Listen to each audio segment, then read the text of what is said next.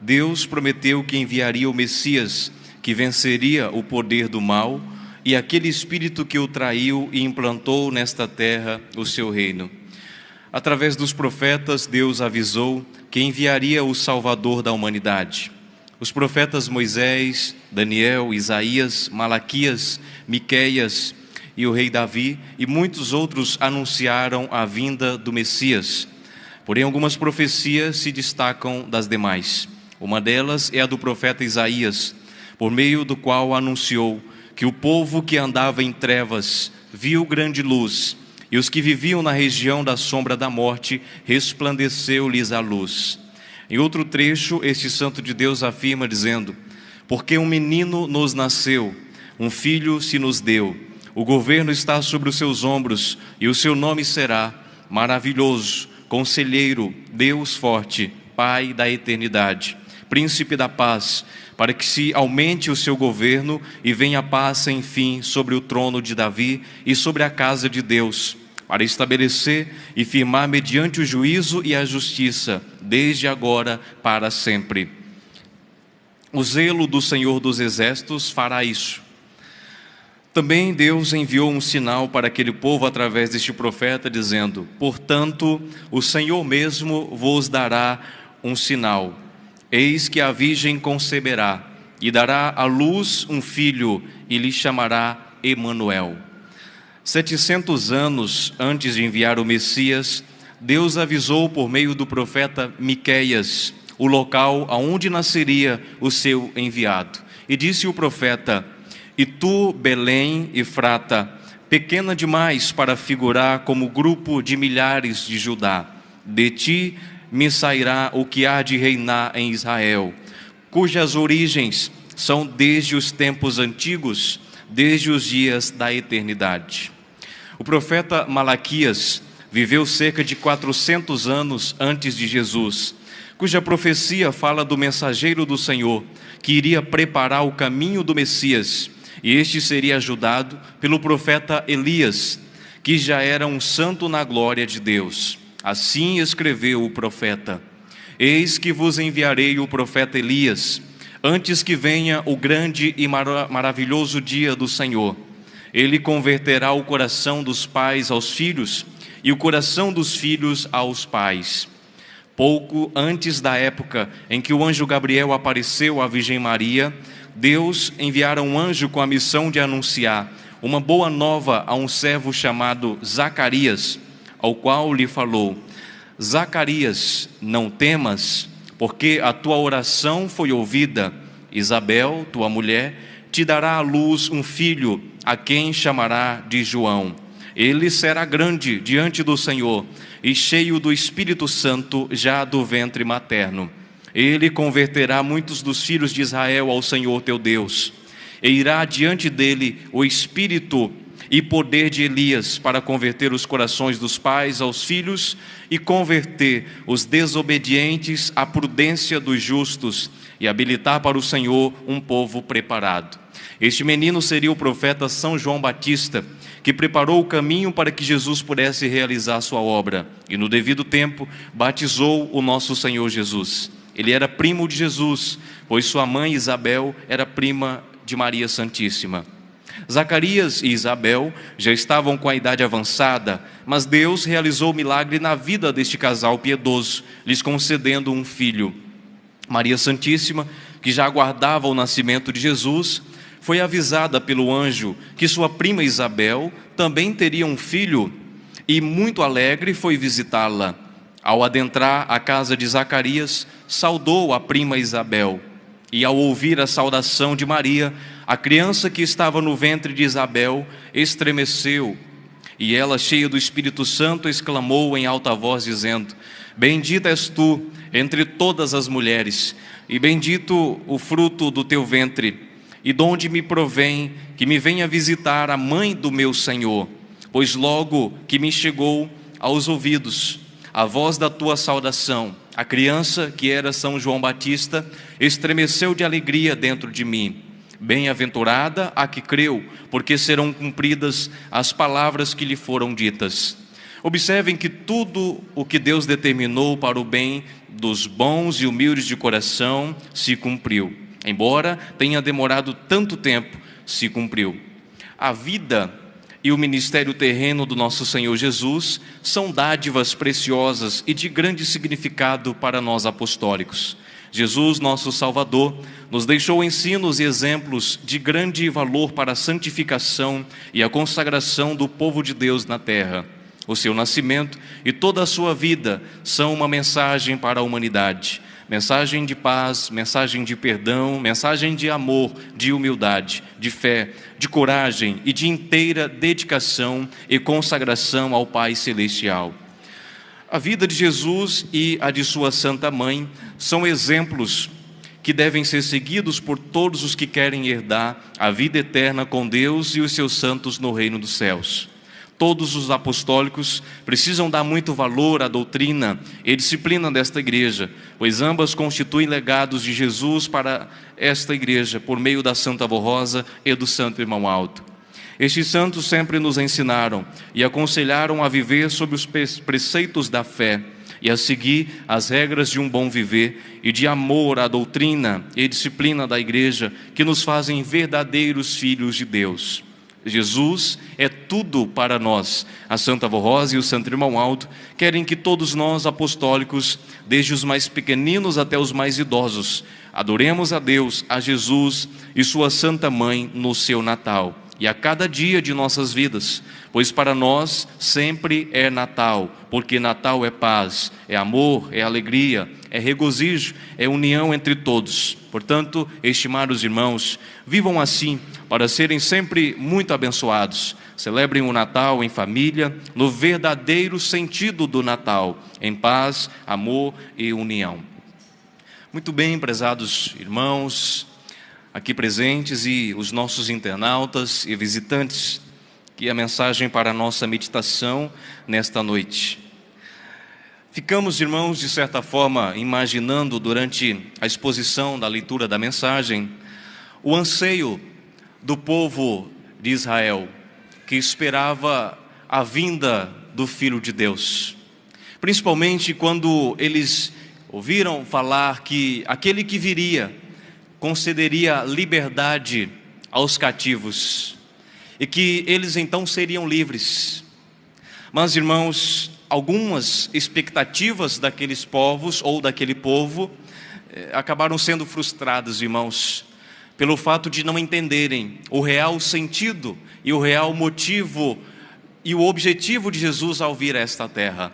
É bem verdade, conforme eu expus aos irmãos na reunião de ontem, que aquelas pessoas, elas de certa forma estavam sendo escravizadas, e que as pessoas eram manipuladas, irmãos, e usadas pelas pessoas mais ricas, as mulheres que não tinham voz ativa naquela época. Mas, irmãos, todo aquele sofrimento e aquela dificuldade que eles estavam enfrentando, materialmente falando, irmãos, moralmente falando, não se comparava, irmãos, à lamentável e triste situação em que eles viviam espiritualmente. E o anseio do povo era que Jesus viria e que iria libertá-los, que talvez eles não precisariam mais pagar impostos para aqueles reis, para aqueles imperadores, e que talvez não poderiam ou não deveriam mais trabalhar para outras pessoas, mas não entenderam o objetivo da vinda de Jesus. E quando não entenderam, irmãos, aconteceu exatamente o diálogo daqueles dois discípulos que estavam caminhando após a crucificação de Jesus para uma aldeia chamada Emaús. E quando eles estavam caminhando, eles conversavam entre si após a crucificação de Jesus, e Jesus em espírito começou a caminhar com eles e perguntou para eles: do que vocês estão conversando? Sobre o que vocês estão conversando? Eles disseram: olha, talvez apenas você não sabe os acontecimentos que se deu. E Jesus falou: quais acontecimentos?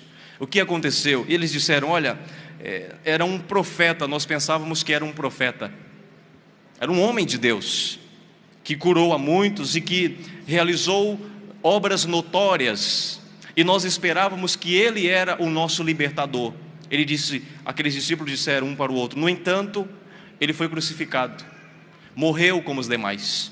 Então entendam que as expectativas daquele povo foram, de certa forma, frustradas, porque não entenderam que Jesus não veio simplesmente para libertá-los moralmente. É claro que para penetrar no espírito e para libertá-los da escravidão espiritual, Jesus tinha que ajustar algumas coisas no sentido material, no sentido moral. Foi quando Jesus ensinou e deu lições a respeito da empatia, a respeito de não julgarmos o nosso semelhante, como por exemplo, o acontecimento que se deu com a mulher pega em adultério. Ali, irmãos, foi uma lição extraordinária de que nós não devemos julgar o nosso semelhante, e que por mais que julguemos um ou outro, apenas julgamos o outro pelo erro que talvez nós não cometemos, mas não quer dizer que nós também não temos. Antes de Jesus, as pessoas não entendiam isso e se achavam no direito de julgar, mas através daquela lição, Jesus disse: olha, não é assim. Por mais consagrado e mais perfeito que pareça uma pessoa, não significa que não tenha um erro. Não foi o que aconteceu quando Jesus mandou que aqueles que não tivessem pecado atirassem a primeira pedra. E a mulher que estava no chão ali ficou observando e viu ali sacerdotes, levitas e tantos outros que viviam dentro da casa de Deus soltando as pedras. E então ela rapidamente entendeu e pensou consigo: então todos têm um pecado. Todos têm um pecado. Mas antes de Jesus, aquela oportunidade, aquela lição, aquele entendimento não era real. Se Jesus não estivesse ali, ela teria sido apedrejada. Então, através do seu ministério, Jesus foi dando lições, moralmente, no sentido material. Ele falou a respeito do amor, falou a respeito do perdão, falou a respeito de não retrucarmos, irmãos, quando alguém nos ofender. Quando ele disse: olha, se alguém der um tapa na sua cara, no seu rosto, em um lado ele disse: ofereça ao outro. É claro que alguns interpretam esta passagem de uma forma diferente e pensam que é no sentido íntegro, real, de a pessoa bater numa face e a pessoa oferecer outra. Mas a origem desta palavra, irmãos, se não me falha a memória, é do grego, e no grego quer dizer dar as costas, virar o outro lado, dar o outro lado da face. Não é oferecer para bater, é dar as costas. Ou seja, é você não ficar retrucando o que a pessoa diz. Esse é o sentido original da palavra. E Jesus ensinou isso. Então, quando aquelas pessoas pensavam: olha, ele vai nos libertar da escravidão, nós não vamos ter que fazer isso e nem aquilo. Na verdade, a intenção era outra, era libertar espiritualmente. Só que eles não compreenderam. E eu disse: por isso ficaram frustrados, por isso que não creram em Jesus. Não entenderam, irmãos, sequer a origem de Jesus. Eles pensavam que Jesus que estava nascendo, que nasceu naquela manjedoura, era como os demais, e que a origem de Jesus era talvez ali de Maria Santíssima e de São José. Mas a origem de Jesus não era daquele mundo, irmãos, não era daquele tempo, não era daquele período. Por isso que o profeta Miqueias, quando se referiu ao local que Jesus iria nascer, ele disse: e tu, Belém, de ti sairá aquele que irá reinar sobre Israel, cujas origens são desde os tempos antigos, desde os dias da eternidade. Aqui Miqueias fala da origem de Jesus. Aquele povo pensava que Jesus estava existindo a partir daquele momento. Mas Jesus, irmãos, ele não existiu apenas a partir do momento que nasceu na manjedoura. Ele já existia mesmo antes de ser encarnado ali naquela criança na manjedoura. Ele já existia. Por isso que Miqueias disse: a sua origem são desde os tempos mais antigos, é desde a eternidade. Quando lemos o Evangelho de São João no capítulo 1, versículo 1, 2 e 3, encontraremos uma referência a respeito da existência de Jesus, onde ele diz: no princípio era o verbo, e o verbo estava com Deus. Ele está dizendo no princípio, ou seja, no início de todas as coisas, ele disse, ele era o verbo. Ele usou a palavra verbo para definir Jesus. Então o verbo aqui usado por São João é Jesus. Ele diz, no princípio, ou seja, no início ele era Jesus. E o verbo estava com Deus. Ele está dizendo, Jesus estava com Deus. E o verbo era Deus. Mas aqui, irmãos, nós chegamos em uma confusão de entendimento, porque ele diz, olha, o verbo estava com Deus e o verbo era Deus. E aí nos perguntamos, como nós podemos ser e estar ao mesmo tempo? Como alguém pode ser e pode estar ao mesmo tempo? Irmãos, na verdade a explicação é que neste momento nós nos encontramos diante, irmãos, do mistério da Trindade, Pai, Filho e Espírito Santo. Este é o mistério. Por isso que ele diz, olha, ele era o verbo estava com Deus e o verbo era Deus.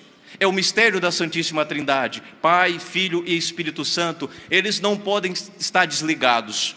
Quando falamos que Jesus é Deus, alguém pode dizer, mas não, Jesus é Jesus, Deus é Deus. Irmãos, na doutrina eles são o mesmo, por isso que Jesus disse, olha, eu e o Pai somos um. Jesus falou isso, eu e o Pai somos um.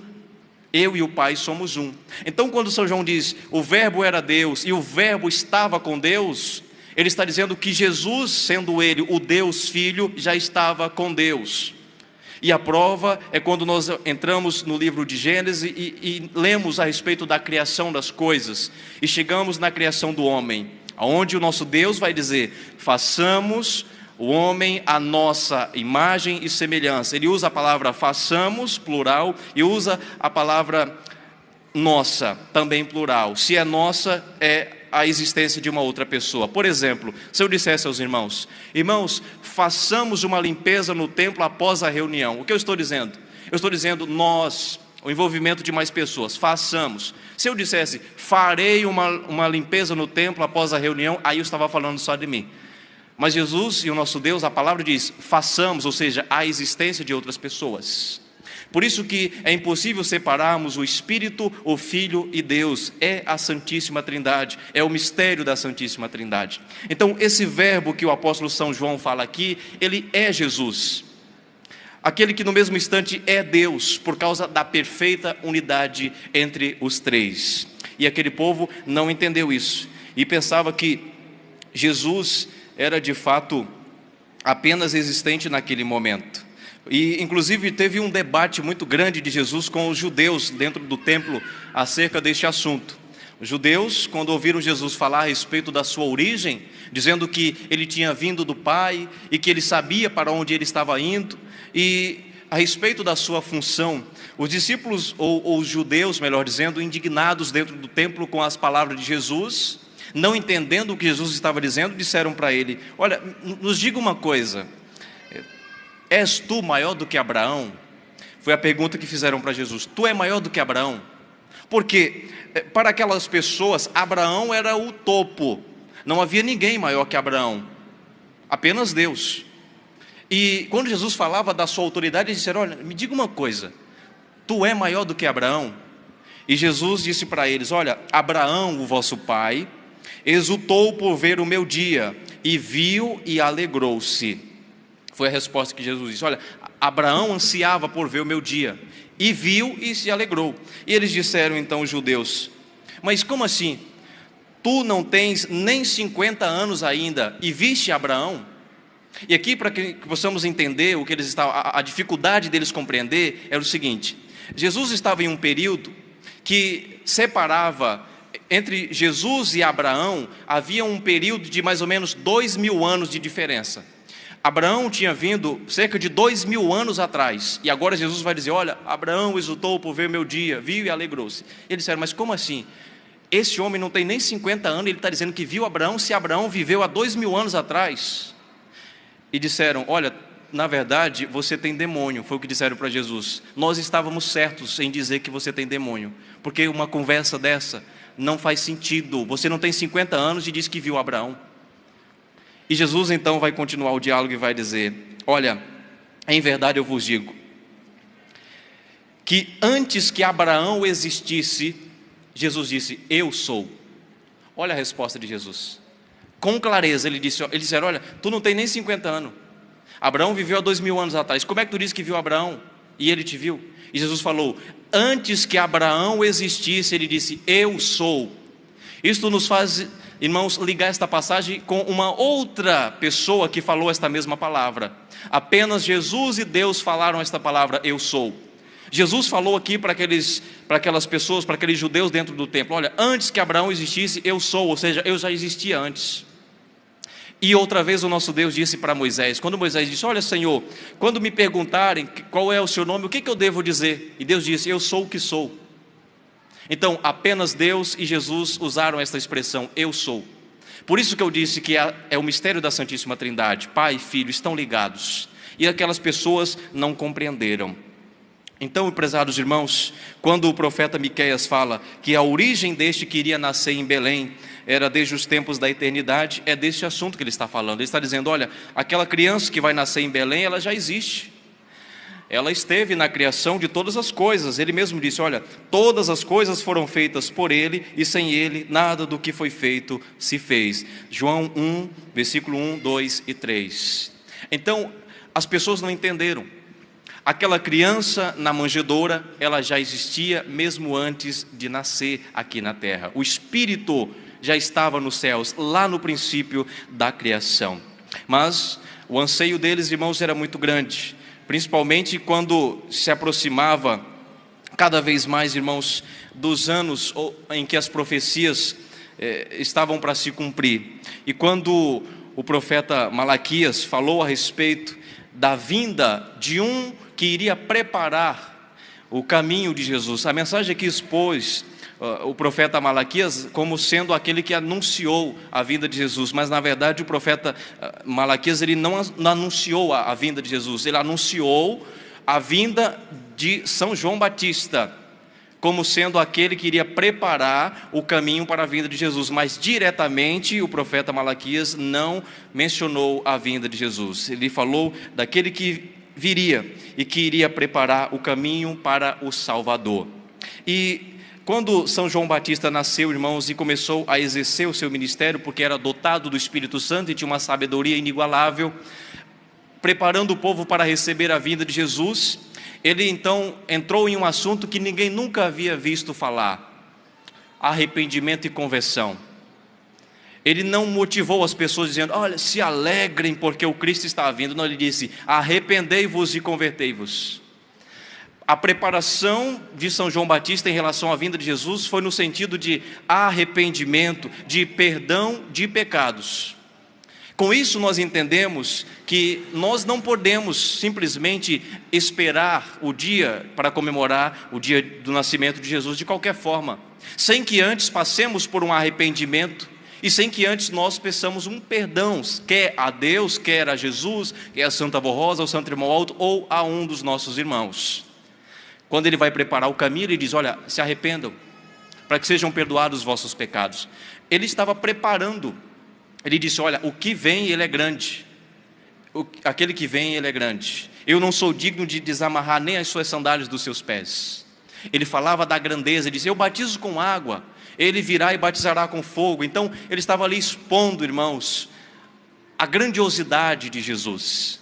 E dizendo para as pessoas, se preparem, mas não é uma preparação material, não é a preparação de um vestido, de um terno, de uma camisa, não, ele disse, olha, a preparação de vocês é arrependimento, é conversão, é perdão de pecados. As pessoas não entenderam, de maneira nenhuma, não se prepararam, e aqueles que não estavam preparados, irmãos, tornou-se impossível para eles compreender o valor da vinda de Jesus Cristo. Daí eu dizer que não é novidade que muitos não compreendam e sequer saibam a maneira de comemorar o Natal de Jesus. Por quê? Porque antes de recebê-lo não se preparam espiritualmente falando, não estão em inteira devoção e buscando entender o objetivo de Jesus. O que de fato é, irmão, celebrar o Natal? Os irmãos sabem o que é celebrar o Natal? Eu lhes digo que celebrar o Natal vai muito além daqueles enfeites que estão ali na porta. Vai muito além das luzes nas casas, nos estabelecimentos. Celebrar o Natal vai muito além das comidas e dos banquetes e dos enfeites. Vai muito além disso. Comemorar ou celebrar o Natal é celebrar a oportunidade de salvação. É celebrar a oportunidade de salvação. A palavra de Deus diz, todos pecaram e todos estão destituídos da glória de Deus. Esta era a situação do povo. Destituído quer dizer separado. Todos pecaram e todos estão separados da glória de Deus. E lá Deus envia Jesus para dar mais uma oportunidade de salvação. Então o Natal, celebrar o Natal é muito mais do que isso. É celebrarmos, irmãos, a oportunidade que o nosso Deus nos dá de nos redimirmos com Ele e com o nosso Senhor Jesus. Por isso que o propósito da vida de Jesus foi redimir a humanidade, irmãos, do pecado e oferecer a salvação. Ele veio para cumprir as Escrituras, ensinar sobre o amor, sobre o perdão, sobre o nosso Deus, sobre a salvação, e sacrificar-se na cruz para ressuscitar e dar à humanidade uma oportunidade de se reconciliar com Deus, para que um dia pudesse obter a salvação por completo, ou seja, a vida eterna. Mas ele não foi bem recebido. Parte das pessoas o receberam. Não sabemos se por interesse nos milagres e nas bênçãos que ele estava oferecendo, ou se de fato é porque eles queriam e amavam Jesus. Mas alguns receberam, outros com um coração duro como pedra, não deram a mínima para Jesus. Não deram a mínima para Jesus. Então a escolha foi dada a eles, e a escolha deles foi amar mais as trevas. Não foi o que Jesus falou? A condenação é esta: eis que a luz veio ao mundo, e os homens amaram mais as trevas do que a luz, porque as suas obras eram más. Os homens amaram mais as trevas do que a luz. Olha, a oportunidade de escolha, de tomada de decisão foi dada àquele povo, e eles escolheram. Eles escolheram as trevas. Escolheram as trevas. E nós? E nós? O que nós escolhemos? E quando eu digo nós, não é a humanidade lá fora, não. Nós é os apostólicos. Aquele que, como o hino diz, e nós que compreendemos com exatidão a sua razão de ser, estamos a comemorar. Qual é a nossa escolha? Qual é a nossa decisão? A luz ou as trevas? Eu lhes digo, irmãos, que a humanidade já está fazendo a sua decisão. E a decisão deles, de certa forma, irmãos, entrega com clareza que eles estão escolhendo as trevas todas as vezes ao invés de Jesus. Até mesmo na maneira de comemorar o Natal. Ontem eu falei aos irmãos da maneira correta de se comemorar o Natal. E que nós apostólicos precisamos adotar isso, irmãos. Nós não podemos de maneira nenhuma distorcer o sentido do Natal como a humanidade faz. Ano após ano, o sentido do Natal vai se esvaindo. E as pessoas substituem aquele que deve ser o centro das atenções no Natal e colocam no lugar dele, irmãos, eu disse, enfeites, e criaram, irmãos, um personagem que é o Papai Noel, e que de certa forma substituem Jesus, e ao invés de adorarem a Jesus como sendo aquele que é digno de louvor e adoração no Natal, adoram esse personagem. Os irmãos que não estavam na reunião de ontem, eu falei a respeito da origem deste personagem. Esse Papai Noel, irmãos, eu deixo claro à igreja para que depois da reunião, alguns dos irmãos não possam sair na dúvida e talvez dizendo, o pastor falou que é pecado eu tirar uma foto com o Papai Noel, ou que eu não posso comprar um boneco de Papai Noel e levar para minha casa. Que os irmãos entendam isso. Isso não se constitui pecado. Pastor, então o que se constitui pecado então? Entendam, Papai Noel, irmãos, é um personagem de origem pagã. Porque não está nas Escrituras a existência desse ser. Não está. Então, se constitui pecado, uma vez que nós atribuímos ao Papai Noel como personagem principal do Natal. Ou seja, sabe, Natal, enfeites e o Papai Noel dando presentes. Quando eu atribuo o Natal a este personagem que foi inspirado em um homem chamado Nicolau, que viveu entre os séculos 3 e 4, era um homem bom, alguns conhecem como São Nicolau. Era um homem que dava presente, que fazia caridade. Então inspiraram neste homem, que viveu ali por volta do século 3 e 4. Mas este homem, mesmo sendo, irmãos, generoso, tendo sido generoso, dado presente para as pessoas, ele não transformou a vida de ninguém. Ele não deu oportunidade de salvação a ninguém, porque não tinha capacidade, nem mesmo podia salvar-se a si mesmo. Então, quando nós atribuímos o sentido e o valor do Natal a esse personagem, aí sim se constitui pecado. Mas não é pecado você ir, vou lá no shopping, vou levar meu filho. Não, tenha sabedoria para ensinar, olha meu filho, aqui neste local, ele representa uma propaganda comercial. Isto é para influenciar o comércio. Aqui, lá na igreja, quando o papai levar você, mas a mamãe levar você na igreja, lá na igreja o Natal tem como principal personagem Jesus Cristo. E explique para o seu filho, para que ele cresça tendo consciência do que de fato é o sentido do Natal. E não para que ele distorça o sentido do Natal, de maneira nenhuma. Isso é o que os apóstolos precisam entender. É o que os apóstolos precisam compreender. Não substituamos, irmãos, Jesus por este personagem, de maneira nenhuma, muito menos nos contentemos e achemos que comemorar o Natal é enfeitar, é fazer um almoço em família, um banquete em família. Não. Natal, irmãos, para nós é todos os dias, a mensagem diz, todos os dias. E porque às vezes passamos os 11 meses sendo péssimas pessoas, às vezes um péssimo pai, um péssimo filho, uma péssima mãe, brigando dentro de casa uns com os outros, promovendo discórdias, na igreja um péssimo irmão fraternal, falando de um, fofocando de outro, criando inimizade com um, com o outro, criticando um e criticando o outro, nos 11 meses. E aí, em dezembro, eu me transformo ou coloco uma máscara de filho de Jesus, do bom, do justo, do amável, do humilde, do sincero. E a partir de janeiro eu tiro esta máscara e então volto às minhas origens. Não sabemos o que de fato é Natal quando vivemos desta forma. Viver o Natal é viver a mensagem do Natal. Qual é a mensagem? Paz, amor, união, vontade de Deus, alegria. Então, já que estamos, irmãos, preparando uma festa para o nosso Senhor Jesus, pela data do seu aniversário, já que nós compreendemos perfeitamente a sua existência, o seu poder e o seu ministério, entendamos também o seguinte: quem de nós, que ao preparar uma festa de aniversário para alguém, imagine você, olha, eu vou preparar uma festa de aniversário para o meu pai, só que aí você não se preocupa em saber que sabor de bolo seu pai gosta. Imagine você preparando uma festa para alguém sem se preocupar com o que aquela pessoa gosta. Seria constrangedor eu fazer isso. O mesmo se dá para nós. Estamos preparando a festa de Natal. O aniversariante, o personagem principal é Jesus. E aí eu lhes pergunto, estamos nos preocupando com o que Ele gosta?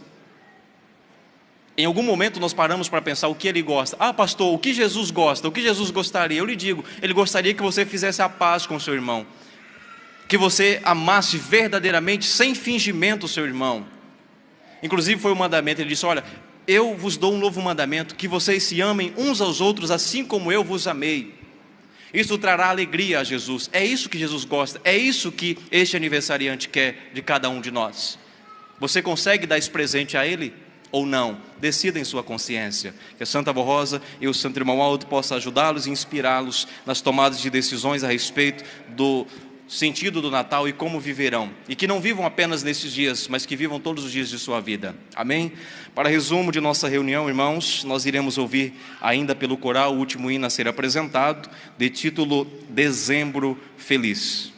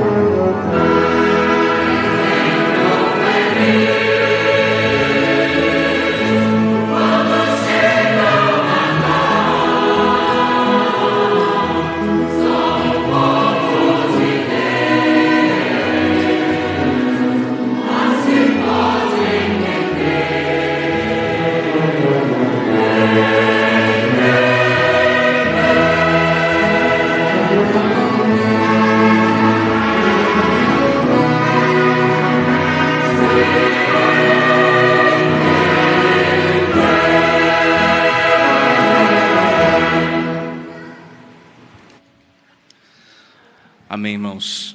Chegamos ao final de nossa reunião. Mais uma vez, expresso os meus agradecimentos a todos os presentes, aos internautas, aos visitantes, em nome da Igreja Apostólica. Foi um prazer ter a sua presença. Os irmãos que compõem o corpo ministerial de nossa igreja, também os meus agradecimentos. Conforme eu lhes disse, as glórias de tudo que nós fazemos através do exercício do nosso ministério, que foi concedido pelo Santo Irmão Aldo, inclusive o dom, não é para nós, é para Ele, é para Santa Avó Rosa, é para Maria Santíssima, é para Jesus, é para o nosso Deus. Amém? Convido a todos a se colocarem em pé, por gentileza. Nós iremos fazer a nossa oração e encerrarmos a nossa reunião. Em sentido de reverência, oremos. Glorioso e amado Deus, Pai Celestial, aqui estamos finalizando a nossa reunião, muito agradecidos ao Senhor por mais essa oportunidade de nos reunirmos em família apostólica, no Teu tabernáculo, e poder glorificar através do exercício do nosso ministério e da nossa presença, glorificar o Teu nome, o nome de Jesus como sendo o Salvador, aquele que veio dar a oportunidade de salvação a tantos quantos crescem ou crerem em Ti, ó Jesus bendito, conforme a palavra do nosso Deus diz que Ele nos amou de tal maneira que nos enviou o Senhor Jesus, para que todos aqueles que crê em Ti não pereçam, mas tenham a vida eterna. E nós bem sabemos que este é o objetivo, pois o Senhor expôs exatamente o seu desejo quando esteve em seu corpo físico, dizendo que a sua vontade e a vontade do nosso Deus é que nenhum de nós nos percamos, mas que possamos obter a salvação. Mãe Virgem Maria, Santa Avó Rosa, nós também